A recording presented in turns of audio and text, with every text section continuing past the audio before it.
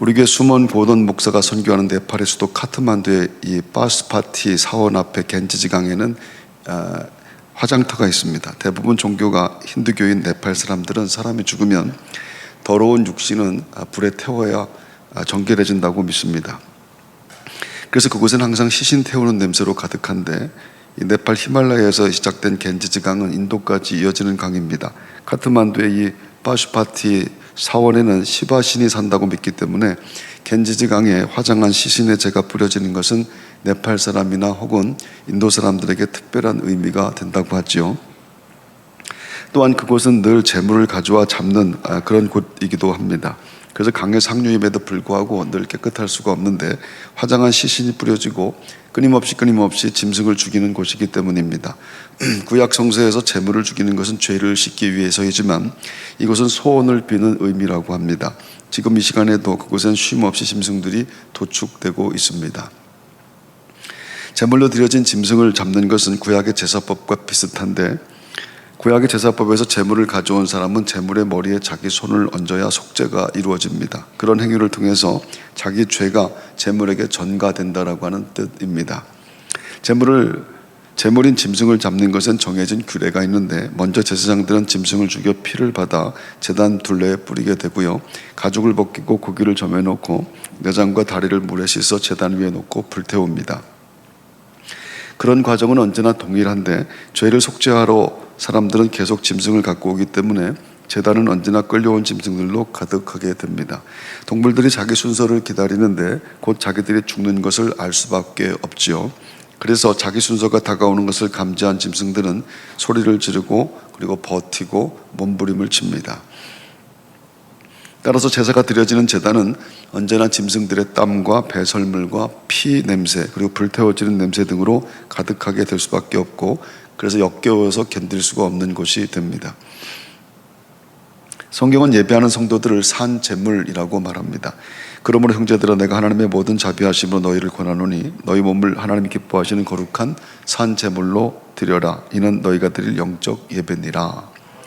말하자면 그것은 잡혀 제단에 올려지는 것들, 그것이 예배하는 성도들이라고 하는 뜻입니다. 제물이 죽어야 하는 것이라면 산 제물은 하나님 앞에 자아와 욕망과 탐욕과 죄가 죽었다라고 하는 것을 뜻할 겁니다. 예수 그리스도의 십자가에서 나는 죽었습니다. 그 마음으로 예배하는 것이 성도이고, 그렇게 그 마음으로 예배하는 사람들이 모인 곳을 교회라고 합니다.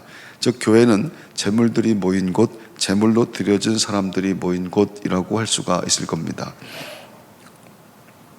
교회의 기원으로 상징이 되는 것이 구약시대 노아의 방주일 텐데, 홍수로 세상이 멸망할 때 방주에 들어간 사람이나 짐승은 모두 구원받았습니다. 그래서 죄와 저주로 망할 세상에서 구원받아 교회에 온 사람은 방주에 오른 사람이라고 하는 뜻이 됩니다. 성경은 분명히 홍수로 세상이 망하고 방주에 탄 사람과 짐승들, 그들만 살았다고 합니다. 그들을 통해 제2의 세상이 만들어졌다고 하지요. 40일 동안 비가 내렸고 150일 동안 물이 불어났으며, 물이 다 빠지길 기다렸다가 홍수가 난 지 1년 10일 되던 날에 그들이 밖으로 나오게 됩니다. 사람들과 온갖 짐승들이 방주에서 산 시간이 1년하고도 10일입니다. 학자들의 추정에 의하면 방주의 크기는 대략 축구장보다 길이는 좀 길고 폭은 약간 좁다고 합니다. 꽤 큰 배인데, 하지만 방주가 아무리 크다 할지라도 그곳에 들어간 모든 짐승들에게 절대 살기에, 지내기에 좋은 환경이라고 할 수는 없습니다. 같은 공간에서 모두 다른 종류의 생명들이 함께 사는 것이기 때문이죠. 그곳에서 1년하고도 10일을 같이 삽니다. 살고 싶어 산 것은 아니고 밖에 나가면 죽기 때문에 싫든 좋든 같이 살 수밖에 없었을 것입니다. 그것이 오늘 교회의 모형이라고 한다면 교회 역시 마찬가지일 겁니다. 살기 위해 교회 안에 있는 겁니다. 우리는 살기 위해 교회 안에 있다. 이 말씀을 여러분 잘 생각하고 들으셔야 됩니다. 교회 다닌다고 다 구원받는 것은 아닙니다. 하지만 교회 안 다니는 사람이 구원받는 경우는 없습니다. 교회 안에 있다고 해서 모두가 바르고 온전한 신앙생활하는 것은 아닙니다. 하지만 교회 밖에 있으면서 반듯한 신앙생활하는 것은 또 불가능합니다. 따라서 세상에 사는 동안 좋은 교회에서 바르게 신앙생활하는 것보다 귀한 복은 없는 것인데, 하지만 안타깝게도 세상에 좋은 교회는 없습니다. 교회가 좋은 교회가 없다라고 하는 뜻은 모두가 재물들이 모인 곳이고, 그래서 교회는 늘 냄새가 날 수밖에 없는 곳이기 때문입니다. 불편하고 불쾌한 일들은 언제든 교회 안에 일어납니다. 인간이 사회적 동물이라고 하는 말은 개인이 독립적이 아니라 타인과 끊임없이 관계를 맺으며 존재한다라고 하는 뜻이죠. 인간은 출생과 더불어 가족 관계 속에 있게 되며 성장과 더불어 학교, 친구, 회사, 단체 등 여러 확대된 사회 집단과 관계를 맺고 살아갑니다. 그렇게 인간은 집단 속에서 태어나 집단 속에서 성장하고 집단의 영향을 받고 끊임없이 타인과의 관계로 존재하고 있기 때문에 사회를 떠나서는 살 수가 없습니다. 사회 속에 맺어진 모든 관계는 가족, 학교, 동료, 이웃, 국가와 같은 것들인데 그 모든 것은 소속을 의미합니다. 어떤 형태로 형성된 것이든 소속이라고 하는 것은 궁극적으로 자신의 신분과 자격, 나아가 가치를 의미하는 것으로 인식되기 때문에 소속은 중요합니다. 인생은 더 나은 소속에 속하기를 열망하며 노력하고 또 땀 흘리는 것이라고 할 수가 있겠죠. 어느 학교에 소속되어 있는가, 어느 회사를 다니는가, 심지어 교회도 마찬가지로 어느 교회에 속해 있는가, 어느 교회 장로인가, 이런 것에 따라서 사람들은 많이 다르게 인식합니다. 소속이 자기 가치를 증명해 주는 것이라 사람들이 인식하기 때문인데, 근데 소속에 대한 가치는 대부분 타인들이 세워놓은 기준에 의해 만들어지지요. 즉 타인들이 평가하는 것에 따라서 스스로 자부심과 긍지를 갖기도 하고 부끄러움과 수치심을 느끼기도 한다라고 하는 뜻입니다. 그것은 나라고 하는 인생의 가치와 정체성이 타인들이 세워놓은 기준으로 결정된다라고 말하는 것과 같습니다. 그래서 사회적 존재로서 노력하여 갖게 되는 관계와 소속에 사람들은 더 집착할 수밖에 없습니다. 그것이 인생의 성공과 실패를 가늠하기 때문에 그런 겁니다. 즉 인생은 더 나은 집단에 들어가고 싶어 노력하는 것이며, 그래서 끝없이 성공과 승리를 갈망합니다.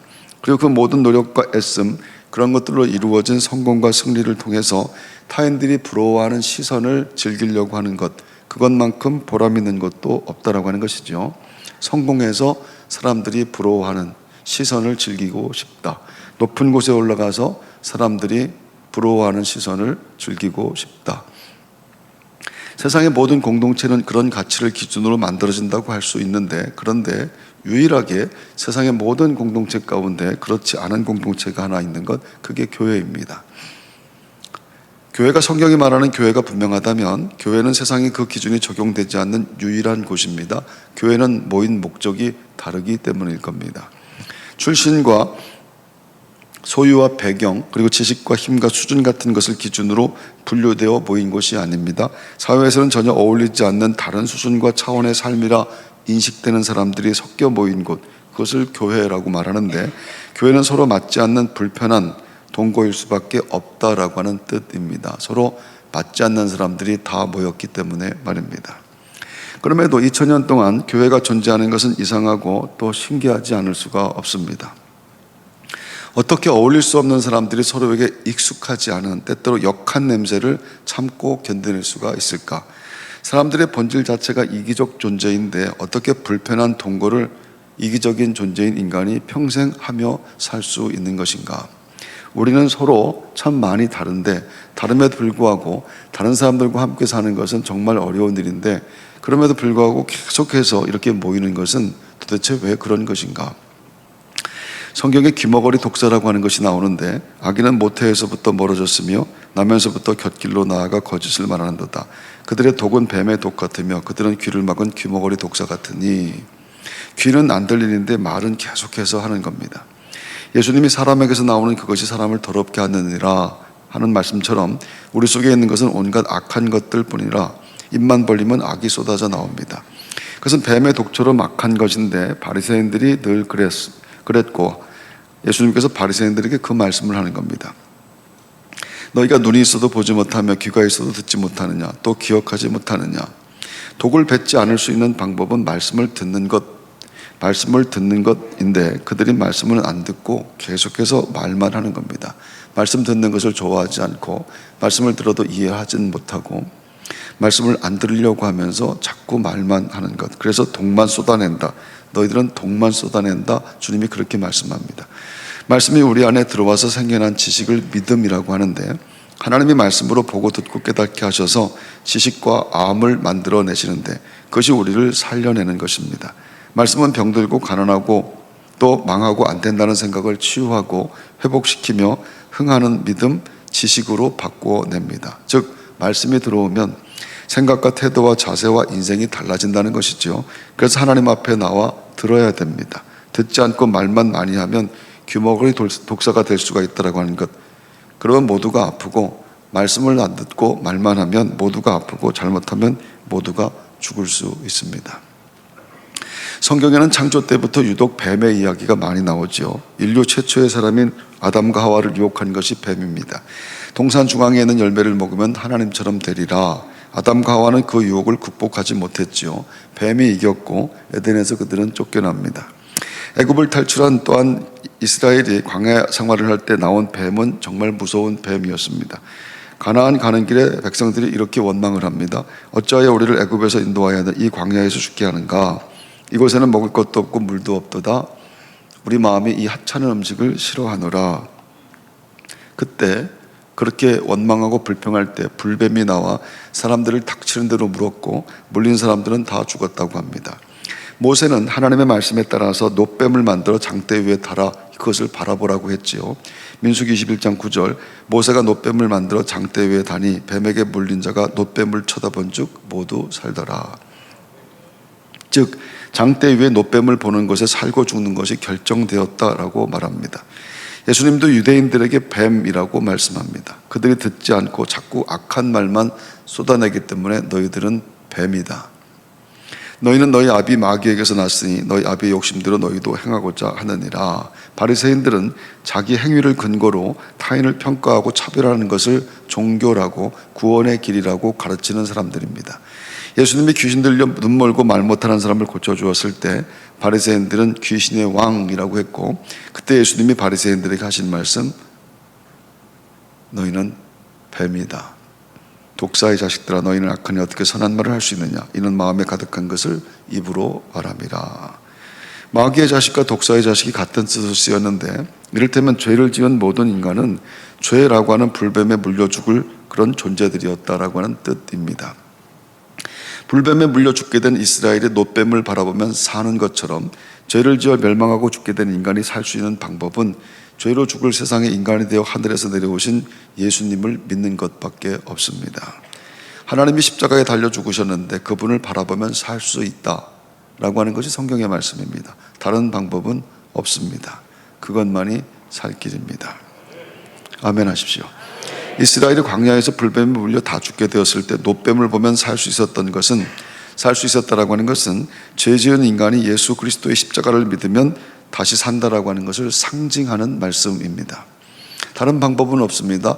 놋뱀을 바라보는 것밖에 없습니다 라고 했던 것처럼 다른 방법은 없습니다.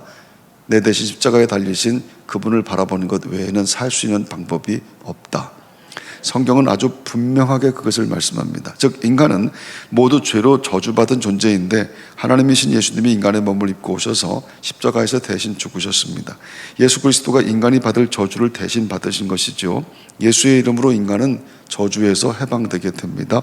그리스도께서 우리를 위하여 저주를 받은 바 되사 율법의 저주에서 우리를 속량하셨으니 기록된 바 나무에 달린 자마다 저주 아래 있는 자라 하였습니다. 예수님이 죄인이었던 우리를 대신해 십자가에 달려 저주에서 나를 해방시켜 주셨습니다.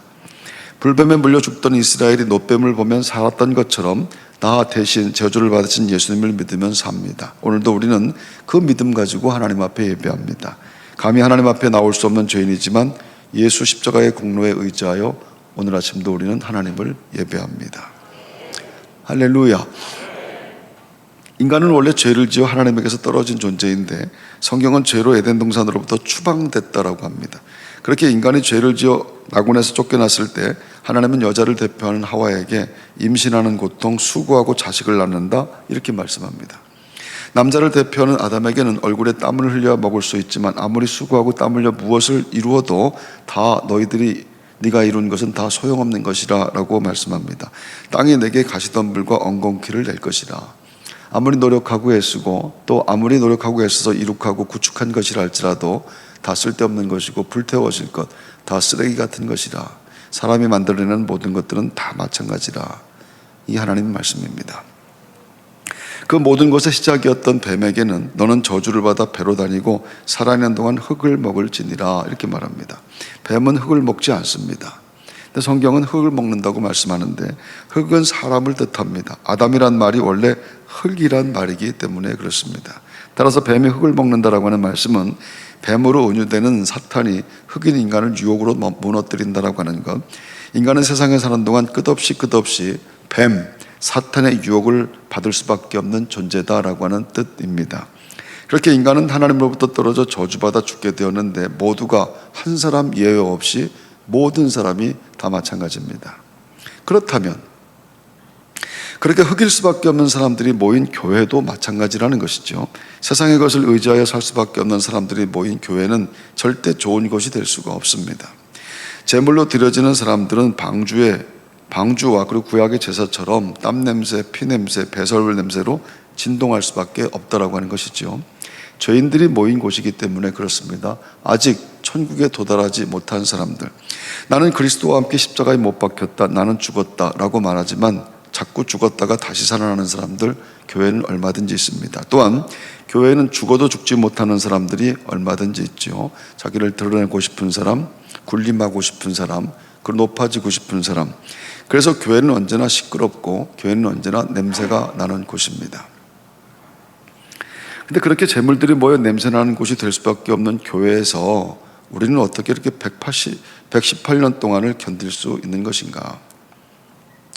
그렇게 냄새나는 곳에서 불편하고 불쾌한 것이 많은 곳에서 우리는 어떻게 이렇게 오늘도 변함없이 이렇게 모여 있는 것인가?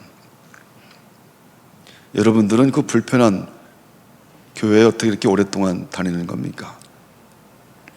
성경은 향을 쓰기 때문이라고 말합니다. 교회에는 제물들의 악취를 잡는 향이 있습니다. 하나님은 모세에게 매일 드리는 번제에 대한 말씀을 하신 다음에 분향단을 만들라고 하시죠. 너는 분향할 단을 만들지니 곧 조각목으로 만들되. 구약의 모든 제사에는 분향단이 있었고 분향단이 없으면 제사가 이루어지지 않습니다. 제사의 향을 쓰라고 하셨는데 그것이 소합향, 나감향, 그리고 풍자향이라고 하는 것입니다. 여호와께서 모세에게 이르시되 너는 소합향과 나감향과 풍자향의 향품을 가져다가 그 향품을 유황에 섞되 각기 같은 분량으로 하고 그것으로 향을 만들되 향 만드는 법대로 만들고 그것에 소금을 쳐서 성결하게 하고 그 향 얼마를 굽겠지요. 내가 너와 만날 회막 안 증거궤 앞에 두라. 이 향은 너에게 지극히 거룩하니라. 그 향은 끊어지면 안 되는 향입니다. 아론이 아침마다 그 위에 향기로운 향을 사르되 등불을 손질할 때 살을 찌며 또 저녁 때 등불을 켤 때 살을 찌니 이 향은 너희가 대대로 여호와 앞에 끊지 못할지며. 제사장들은 분향단의 향이 가득할 때 지성소를 들어갈 수가 있었는데 그 향이 여호와 하나님 앞에서 거룩한 향, 제단의 모든 냄새를 희석하고 제거시키는 향이었습니다. 그 향 때문에 제사가 가능했다라고 말씀합니다.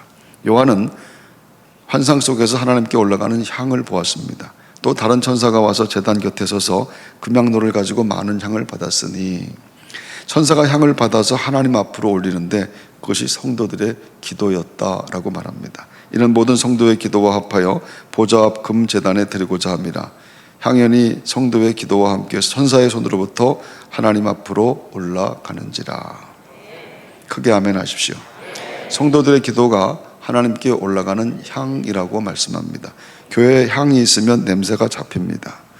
교회에 향이 있으면 교회의 악한 냄새들이 다 잡힌 것, 여러분 이 말씀을 잘 들으셔야 됩니다. 서로 같을 수 없는 사람들, 여전히 죄악의 냄새를 풍길 수밖에 없는 사람들, 그들이 모인 교회가 유지되고 나아가 부흥하는 것은 금향로로 하나님께 올라가는 성도들의 기도 때문입니다. 기도하는 사람들 때문에 교회는 교회가 됩니다. 여전히 부족하고 무능하며 또한 부끄러울 수밖에 없음에도 불구하고 믿음을 지켜내며 살 수 있는 것, 그것은 기도 때문이라. 뒤집어 말하면 기도하지 않는 내 인생, 기도하지 않는 우리의 믿음이라고 하는 것은 날마다 냄새를 풍기며 살 수밖에 없는 것이라. 기도하지 않는 교회는 절대로 교회가 될 수가 없는 것이라 라는 말씀과 같은 것입니다. 118년 동안 교회가 지켜지고 성장하고 부흥하는 것은 118년 동안 이 성전에서 기도가 릴레이 경주처럼 이루어졌기 때문에, 이어졌기 때문입니다. 우리 조상들이 기도했습니다. 우리가 오늘 기도하고 있고 우리 후손이 이 제단에서 기도할 겁니다. 그래서 교회는 언제나 사람 냄새 때문에 불편해도 기도가 있기 때문에 세상에서 제일 좋은 곳이 되게 되는 것, 기도 때문에 제일 행복한 곳이 되게 되는 것, 우리들의 교회인 줄로 믿습니다. 수준이 안 맞아 말도 안 통하는데 그럼에도 불구하고 잘만 사는 것, 만면이 기도하는 집 때문이라. 여전히 자존심과 체면과 그리고 죽지 않고 강렬하게 살아있는 자아가 있음에도 평생을 예배하며 살 수 있는 것은 향이 되어 하나님께 올라가는 진실한 성도들의 끊이지 않는 기도 때문인 줄로 믿습니다. 예배할 때 그래서 가장 행복한 겁니다. 기도하면 냄새가 안 납니다. 죄인일 수밖에 없는 내게도 악취가 날 수밖에 없는데, 나도 모르는 냄새, 나도 모르는 악취를 풍기며 살 수밖에 없는 것이 우리들의 인생인데, 누군가 날 위해 기도하기 때문에 내게서 냄새가 하나도 안 납니다. 점점 그리스도의 향기가 날 뿐입니다. 할렐루야. 여러분에겐 무슨 냄새가 납니까? 어느 목사님이 은퇴를 앞두고 있는데 교인들이 은퇴를 하고 나서도 우리 교회에 계속해서 머물러 달라고 요청했습니다. 목사님이 싫다고 했습니다. 계속해서 교인들이 은퇴하고 나서도 교회에 머물러 달라고 하는 요청에 목사님은 교인들에게 조건을 하나 걸었습니다. 만약에 내가 정말로 이 교회에 계속해서 머물기를 원한다면 내게 화장실 청소를 맡겨주면 내가 남겠다고 말씀했습니다. 은퇴한 늙은 목사님이 매일 화장실 청소를 합니다. 목사님은 교인들이 사용한 화장실은 냄새도 향기롭다고 말씀합니다. 사랑으로 기도하는 사람의 코에는 나쁜 냄새가 없습니다. 좋은 냄새만 난다라고 하는 것, 항상 우리를 그리스도 안에서 이기게 하시고 우리로 말미암아 각처에서 그리스도를 하는 냄새를 나타내시는 여러분, 크게 아멘할 준비하십시오. 하나님께 감사하노라. 할렐루야. 교회 와서 자꾸 세상 냄새 풍기고 다니면 안 됩니다. 하지만 아무리 노력해도 사람에게 냄새가 나기 마련입니다. 부부에게도 냄새가 나고 부모 자식 사이에도 견디지 못할 냄새가 나서 함께하고 싶지 않은 일들도 얼마든지 있습니다.